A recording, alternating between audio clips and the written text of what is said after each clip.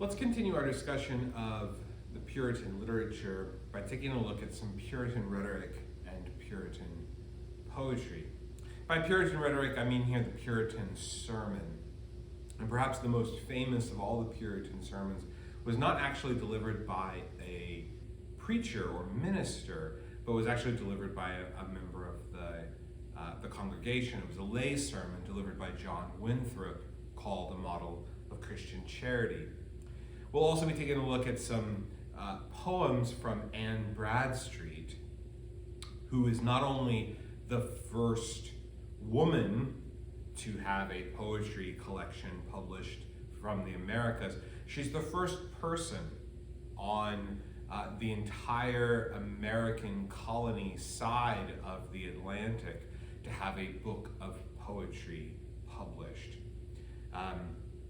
And it was published without her knowledge in London, and we might think about how that changes your perception of the poems, or how that changes your perception or what you think about how Bradstreet may have reacted to that. Most of the poems that are excerpted from Bradstreet, though, in the Norton Anthology were not published in her lifetime. Again, there might be something to thinking about that. Well, it's a private poem, it's a poem that does not have circulation in the same way that the poems that were published in her lifetime in the book The 10th Muse might have been.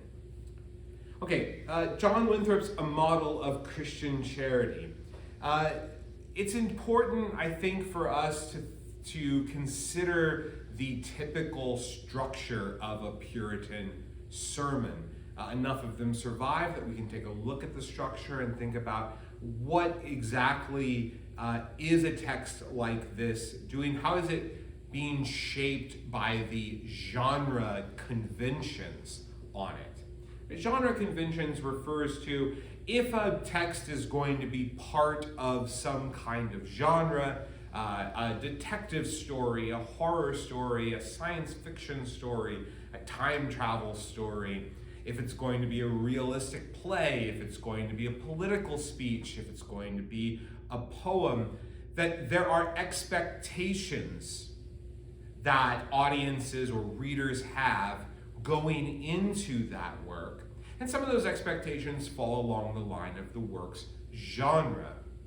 So we know, for instance, if we're going to go see an action movie in the theater, maybe a superhero movie, for instance, like one of the Marvel movies, we know that there are going to be big special effects. We know there will be a couple of major action sequences. We know that there will probably be some sort of Marvel character cameo that audiences had been looking forward to. We know that after the credits are over, there's going to be a little short clip at the end, the Marvel post-credit sequence, as has become so built into their genre. We know that at the end of the movie, the chief hero and the chief villain are going to square off in the largest battle of them all. And that conventionally, the good side wins and the bad side loses. Those are genre conventions of the superhero film. And so all kinds of texts can be classified by genres or kinds. Are they comedies? Are they dramas? Are they fiction? Are they poetry? Are they plays? Are they essays? Are they speeches? So on and so forth. The genre conventions for the Puritan sermon have a 5-part component to them. The Puritan sermon has at its core a text that is being talked about, a biblical text that is being talked about. Second, we have an explication of that text. To explicate something is to explain it, to take it apart, to understand what it's really saying. It's a form of analysis of a text. We have a reflection here on the Christian doctrine that goes along with the explication of that text. We also have a section called Propositions and Reasons. this is a portion of the text that sometimes takes the form of a Q&A. And you can, in Winthrop's text in particular, it takes the form of question-answer. It says quest, period, and ans, period. And the questions are objections or challenges or attempts to further clarify what's being said. So we have a back and forth that the sermon deliverer is engaged in for the sake of the audience. And finally, we have a sense of an application to a person's life. Now that you've learned all of this, how can you take this information forward for yourself? Winthrop's sermon, arguably the most famous of the Puritan sermons, again, it's been given a renewed cultural life in the 1980s by President Ronald Reagan, who would quote from the final images in the text that we'll get to in just a moment. But interestingly enough, Winthrop's text doesn't follow this structure perfectly. And you can see immediately where it doesn't follow the structure in the opening portion. Winthrop does not provide at the start of a model of Christian charity a biblical verse or biblical passage that he's going to be talking about. The idea that he's going to talk about can be found in the Bible, but instead he's going to start with an idea that then he wants to explore going forward.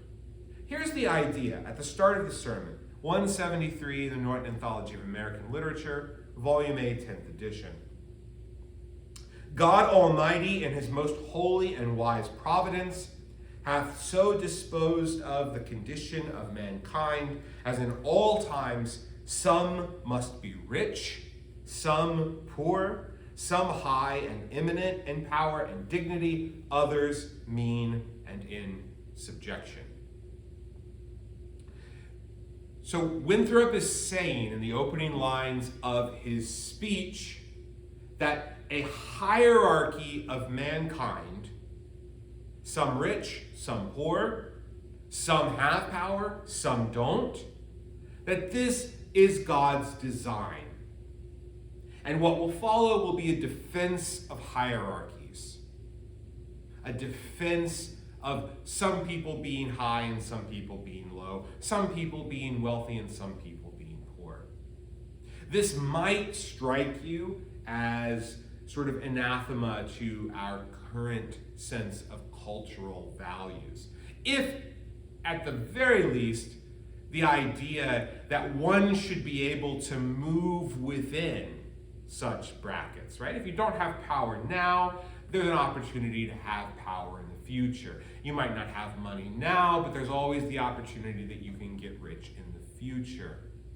Or if you want to take it a step further, it might seem like a challenge to the idea of equality and justice that seem to be at the centerpiece of American lifestyle.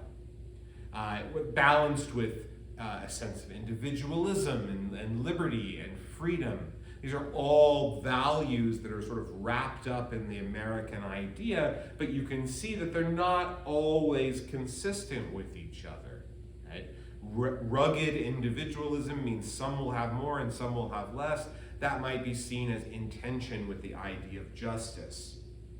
Or the idea of freedom and mobility might seem inconsistent with the idea of equality. If you can move above someone's status or below someone's status, then you're not actually equal. So Winthrop starts with this, but of course where he goes with it is perhaps not expected in our current cultural moment. That's why, of course, it's always important to look at texts in this course through the lens of their historical moment. We can't deny that we have our own contemporary take on text, and there will be plenty of time for us to give contemporary perspectives on some of these texts. But we also have to take a step back. Winthrop has given us his thesis. We shouldn't be so quick to assume we know what he's talking about until we get the unfolding of his argument. So what is his argument? Where does he go? Winthrop says, okay, first, the reason that this is, right? The reason that this is, page 173, under the heading, the reason hereof. First, to hold conformity with the rest of his works. Right? There's a variety of works. So, of course, there's a variety of people. Right? This is consistent with the rest of God's creations. Second, that he has more of an occasion to manifest the work of his Spirit. What does he mean by that? When he continues, upon the wicked in moderating and restraining them, so that the rich and mighty should not eat up the poor, nor the poor and despised rise up against their superiors and shake off their yoke. Secondly, in the regenerate and exercising his graces in them, as in the great ones, their love, mercy, gentleness, temperance, etc., in the poor and inferior sort, their faith, patience, obedience, etc. Thirdly, and this is where the structure or the thesis of Winthrop's speech is going to be further developed in an interesting way. That every man might have need of other. And from hence they might be all knit more nearly together in the bonds of brotherly affection. And he says, and concludes the paragraph, all men being thus, by divine providence, ranked into two sorts, rich and poor, under the first are comprehended all such as are able to live comfortably by their own means duly improved, and all others are poor according to the former distribution.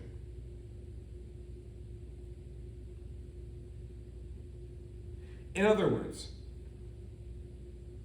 this is a providential design by God, Winthrop says, but it is not merely a providential design by God so that the rich can be rich and not worry about anybody else, or that the powerful can be powerful and only look after themselves.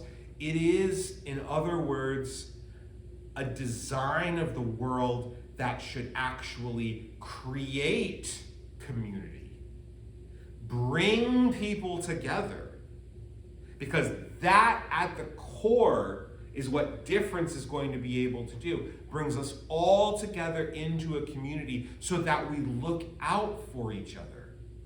So the fact that we're all different is going to allow us to develop our strengths and use those strengths to help other people.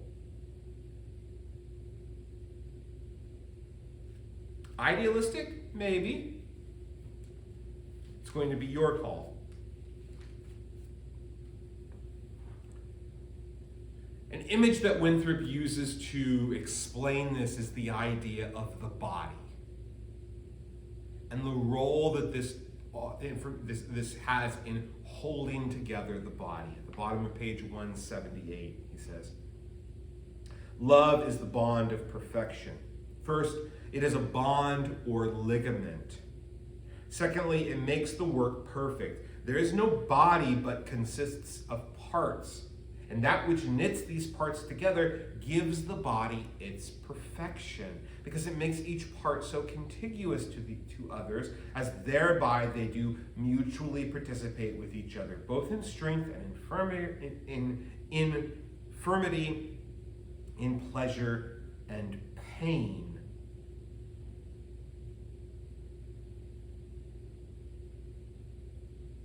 He says, differences and the presence of love and the values of our faith are going to bind us together. And this is important for a sense of community. This is a communitarian text. It's about the creation of a community, the bonding of a people into a community. What does Bradford say are the benefits of that community? That's on page 179, about 3/4 of the way down the page. It is apparent that they serve not for wages or by constraint, but out of love. The like we shall find in the histories of the church in all ages. The sweet sympathy of affections, which was in the members of the body towards another. Their cheerfulness in serving and suffering together. How liberal they were without repining. Harborers without grudging, and helpful without reproaching. And all from hence because they had fervent love amongst them, which only make the practice of mercy constant and easy. It is the existence of the love in the community and the ties that bind them together that bring out our best qualities, Winthrop says. Now, why is Winthrop delivering this sermon? What are the values that he is espousing? What's the catalyst for it? What's the context for it? Winthrop did not come over with Bradford on the Mayflower with the Pilgrims who were leaving. Winthrop was part of a different settlement of New England and the creation of what was called the Massachusetts Bay Colony. The Massachusetts Bay Colony, as I had indicated to you in your context, one of its primary ideas was that it wanted to have a degree of representative government. It was going to be autonomous and have self-government. Its board of directors was going to come over the Atlantic with it so that it wasn't going to be overseen by people who were on the other side of the ocean. Education was going to be valued. There was going to be a sense of equality within the church congregation, if not outside of that. And it was a sense of starting out for a new enterprise across the ocean in the Americas. Winthrop came from a prosperous family. He was not a separatist, but he was seeking the idea of a new place that would have a renewed religious component to his life and also a renewed economic component to his life. Winthrop and others came over on a ship called the Arbella in 1630. So this is about a decade after Bradford. On the same ship, by the way, coming over in 1630 with Winthrop is the other author whom we're reading today, Anne Bradstreet, which is a nice quirk of history there. So a model of Christian charity is a sermon many scholars traditionally believe, though recent scholarship has sort of complicated this, but the idea was that this may have been delivered upon the outset of the arrival in the Americas for the colony, as a sense of reminding everybody who was involved that they may be of different walks of life, they might have different power, they might have different wealth, but they were all in this together. And the second part of Winthrop's text, which closes out his sermon, takes this idea and develops it further and some of the more famous rhetoric from the sermon. Winthrop says in the application portion of our text, this is the part that follows the header of 2, starting on page 182 and following. In the application portion, Winthrop takes all that he has preached so far and says, this is what it means for what the Massachusetts Bay Colony wants to do. He says, 182, we are a company professing ourselves fellow members in Christ, in which respect only through In respect only, though we were absent from each other many miles and had our employments at far distance, yet we ought to account ourselves knit together by this bond of love and live in exercise of it, if we would have comfort in our being in Christ. He talks about the work that they are taking on is by mutual consent, that they are seeking a place of cohabitation and consortship under a due form of government, both civil and ecclesiastical. The care of the public, he says, must oversway all private respects, by which not only conscience, but mere civil policy doth bind us.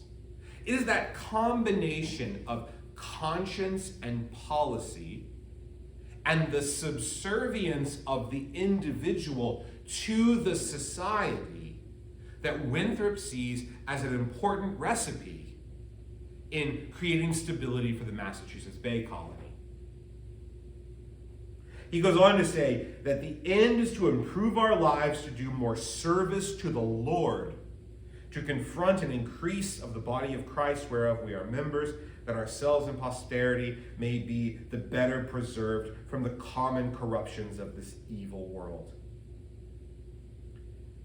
We must not content ourselves with usual ordinary means. Whatsoever we did or ought to have done when we lived in England, the same we must do, and more also where we go. So he says, we're not setting out for a brand new world in order to change everything about us or to completely separate from the values of the society, right? Unlike Bradford and others, Winthrop and Bradstreet are not separatists. They want to reform from within the Church of England. They're not looking to completely break off from it and do their own thing. They're looking to reform from within. And Bradford says, just to be clear, we're also not looking to completely create a utopian, different kind of government than what we were used to. The way we were in England is the way that we shall be here, but we have to be it more so. The way we were and the values we practice, but we gotta turn up the heat. We gotta turn up the tension. We gotta turn up the attention that we pay to ourselves because the world is paying attention to us.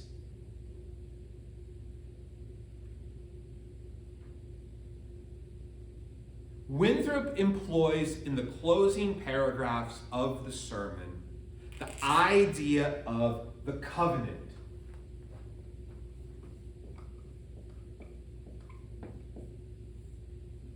And the covenant, of course, is a biblical concept in the Christian Old Testament, Hebrew Bible, of the agreement made between the God of Israel and Abraham, one of the patriarchs, in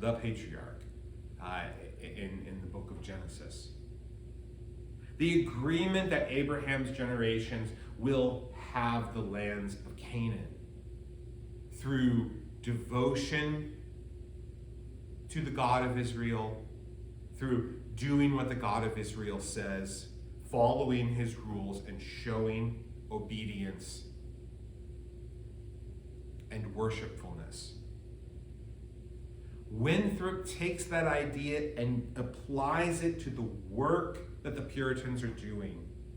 He says, thus stands, this is on page 183, thus stands the cause between God and us. We are entered into covenant with him for this work. We have taken out a commission. The Lord hath given us leave to draw our own articles. We have professed to enterprise these actions upon these and those ends. We have hereupon besought him of favor and blessing. Now if the Lord shall please to hear us and bring us in peace to the place we desire, then he hath ratified this covenant and sealed our commission, and will expect a strict performance of the articles contained in it.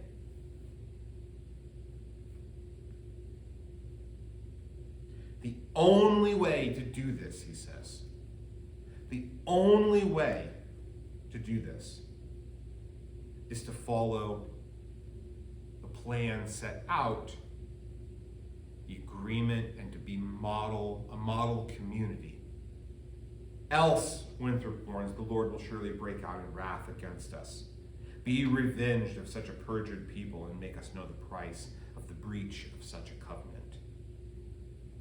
He says, for this end, we must be knit together in this work as one man. We must entertain each other in brotherly affection. We must be willing to abridge ourselves of our superfluities for the supply of others' necessities. We must uphold a familiar commerce together in all meekness, gentleness, patience, and liberality. We must delight in each other, make each other's conditions our own, rejoice together, mourn together, labor and suffer together, always having before our eyes our commission and community in the work, our community as members of the same body. And he says, if we shall do this, we shall find that the God of Israel is among us. And at the top of page 184, he delivers the famous line that invokes the Sermon on the Mount. For we must consider that we shall be as a city upon a hill. The eyes of all people are upon us, so that if we shall deal falsely with our God in this work we have undertaken, and so cause him to withdraw his present help from us, we shall be made a story and a byword through the world. We shall open the mouths of enemies to speak evil of the ways of God and all professors for God's sake. This is a blueprint for a community, in other words. It's the blueprint for what Bradford thinks needs to happen for a community to be together and to be successful. And he warns that if the community is not successful, if it falls apart, then we will, he says, we, the Puritans, we, our community, we will become a laughing stock. We will be thought of as failures. And not only will we be thought of as failures, he says, but our God will also be thought of as a joke, as a failure. And those are the stakes, Bradford says. Now, I think the interesting thing about Bradford's sermon is its focus on the sense of community. Winthrop's sermon. The importance of Winthrop's sermon is the focus on the community. And Bradford, too, has that sense of community built in of Plymouth Plantation, right? We got through this through the grace of God. We stuck together. We endured together. It's that sense of the we, the community. And I think it's important to consider Bradford's of Plymouth Plantation and Winthrop's model of Christian charity, not just because they are important early works of American rhetoric, writing from the 1600s, which we don't have much that would constitute a literature of the Americas from this time, but that the Puritan ideals have come down through the ages. They are still echoed, they are still talked about, they are still reflected, they're still challenged, they're still engaged with in many ways. The idea of valuing the community over the self is an idea that I think we would do well to wonder whether we still hold that value today. Should we hold that value today? What would it look like if we held that value today? What does it mean to be a community? It's easy if everybody in the community is relatively homogeneous. But Winthrop's point here is that a community is made up of different people, that those differences are good because they keep us in check with each other. The existence of the poor prevents the rich from becoming callous. The existence of the rich prevents the poor from overthrowing the social order. In what ways is this speech too idealistic? It didn't quite work out the way Winthrop wanted it to. So in what ways is this speech idealistic? In what ways is it something that we should still be striving for? And for the rest of the course, we'll want to be wondering, in what ways is the tension of the individual and the society constantly in pull? We'll see it when we turn to the Enlightenment. We'll see it when we turn to the early national period and neoclassicism. And we will definitely see it in an explosive way when we get to the Romantic era. The Romantics take this idea of the society having dominance in the social order and the social mind, and they want to invert it so that they bring the individual forward. How will Romantic texts later in the course be in tension with the works that are here in the Puritan ideas? And we're not going to really be able to see that clearly until we start looking at these texts and thinking about the relationship that they're going to play off of each other.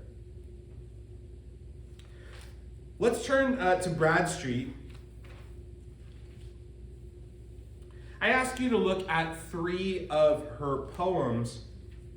The two of the poems that I ask you to look for are probably the ones that she's most famous for. The author to her book, and also a letter to her husband, absent upon public employment. But for our purposes, what I would like to do is look at the other poem that I assigned you to read from Bradstreet, which is Contemplations.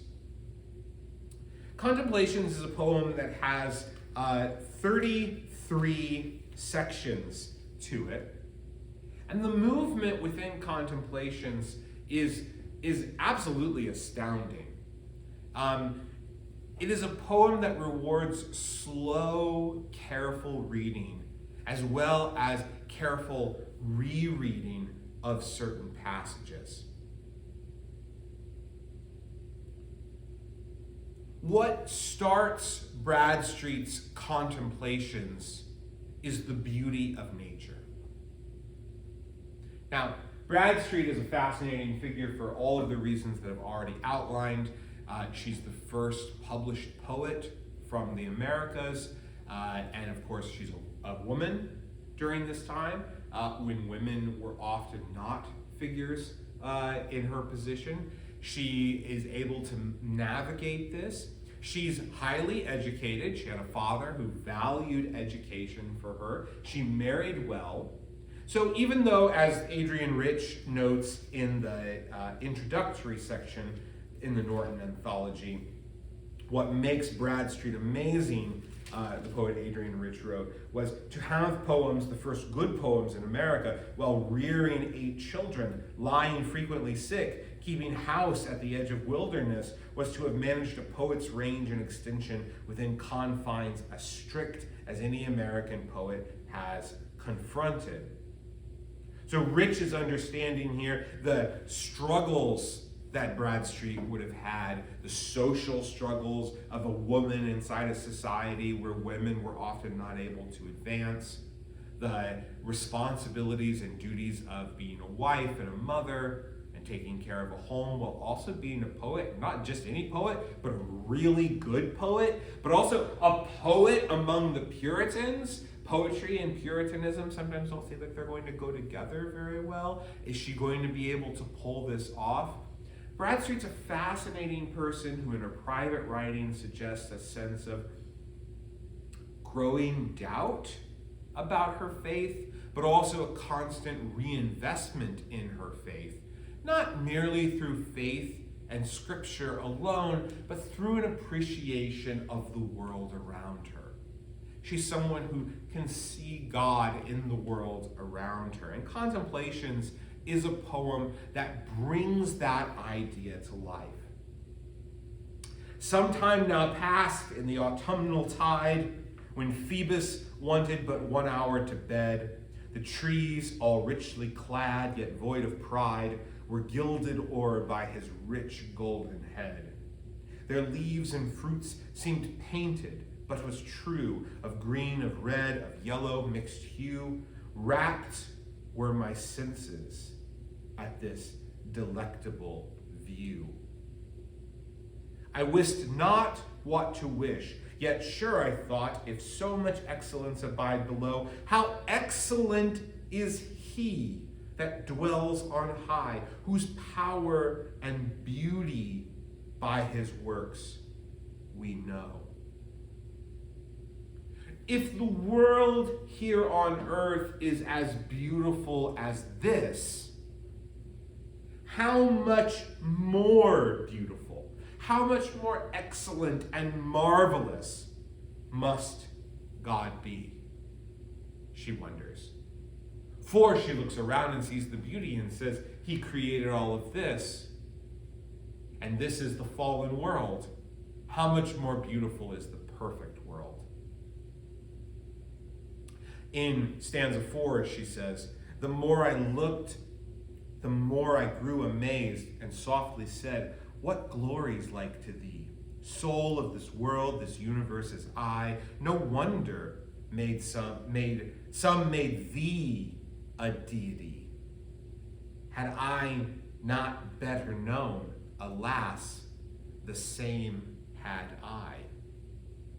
She looks into the natural world and she says, it is no wonder that people who were not aware of the Christian God, it is no wonder people looked into the world around them and turned the world into gods. You know, the God of the forest, the God of the harvest, the God of the rain, as we might think of in some forms of mythology.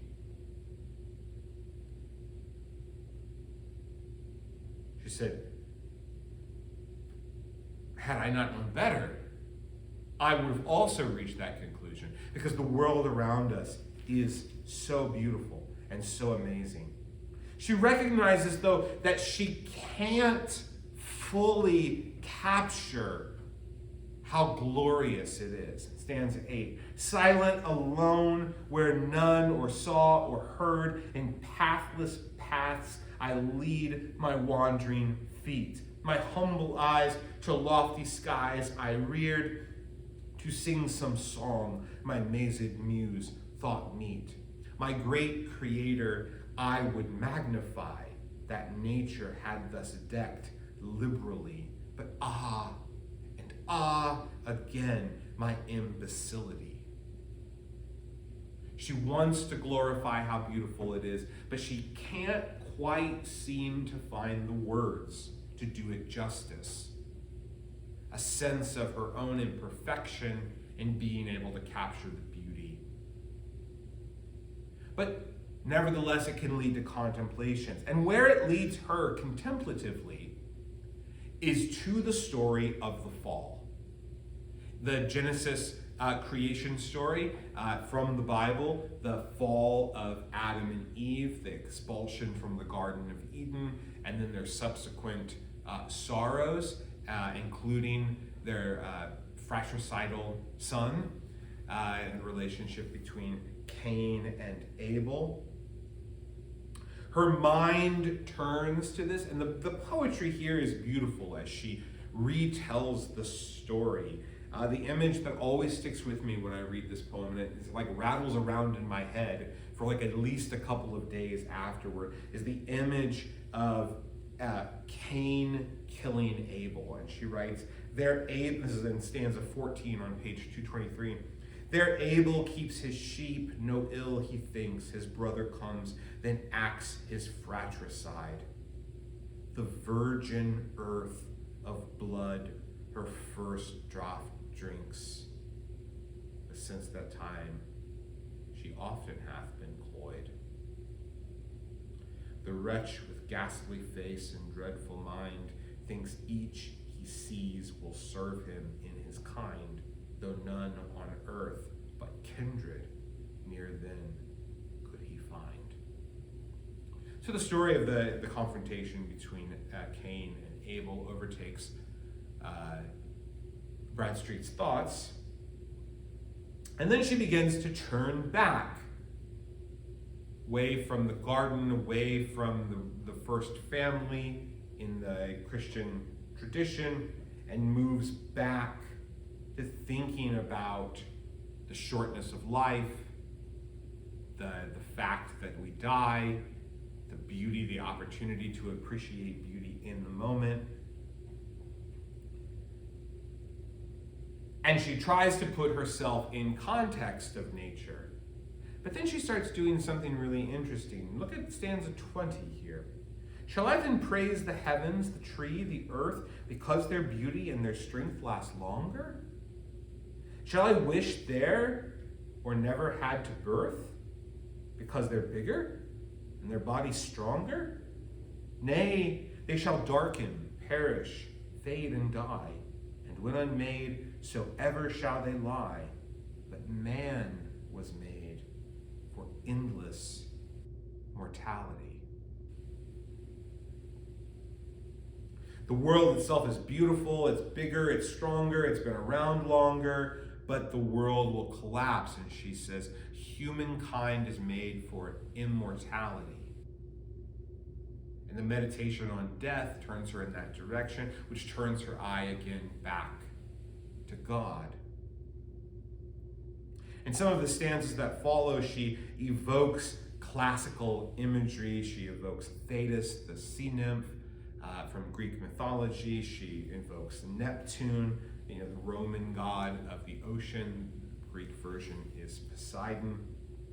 She reflects on the fallen state of man, the bottom of page 226 in stanzas 29 and 30.